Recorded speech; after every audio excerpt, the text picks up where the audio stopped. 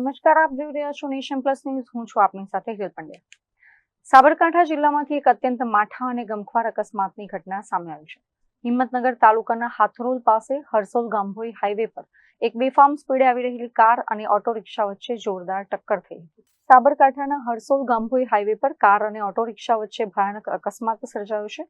હિંમતનગર તાલુકાના હાથરોલ ગામ પાસે એક ઓટો રિક્ષા પસાર થઈ રહી હતી. તે દરમિયાન સામેથી પૂરપાટ ઝડપે આવી રહેલી એક કારના ચાલકે રિક્ષાને જોરદાર ટક્કર મારી દીધી હતી. કારની સ્પીડ એટલી વધારે હતી કે અકસ્માત થતાં જ ઓટો રિક્ષાના ફૂંચા ઉડી ગયા હતા અને રિક્ષાનો કચ્ચરઘાણ વળી ગયો હતો. આ હૃદય કંપાવનારા અકસ્માતમાં જ રિક્ષામાં સવાર 3 નિર્દોષ મહિલાઓએ ઘટના સ્થળે જ દમ તોડી દીધો હતો.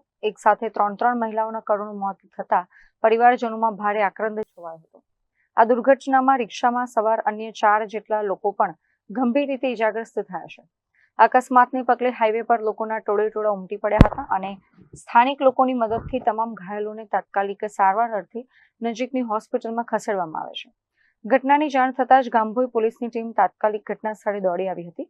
પોલીસે ત્રણેય મૃતક મહિલાઓના મૃતદેહને પોસ્ટમોર્ટમ અર્થે સિવિલ હોસ્પિટલ મોકલી આપ્યા છે. પોલીસે અકસ્માતનો ગુનો નોંધીને બેફામ કાર ચાલક વિરુદ્ધ કાયદેસરની કાર્યવાહી હાથ ધરી છે. Jitendra Solanki, Nation Plus News, Sabarkantha. સમાચારોના સતત અપડેટ મેળવવા માટે અમારી નેશન પ્લસ ન્યૂઝની યુટ્યુબ ચેનલને સબસ્ક્રાઇબ કરો, બેલ આઇકન દબાવો અને જોડાયેલા રહો ફેસબુક, ઇન્સ્ટાગ્રામ અને ટ્વિટર પર.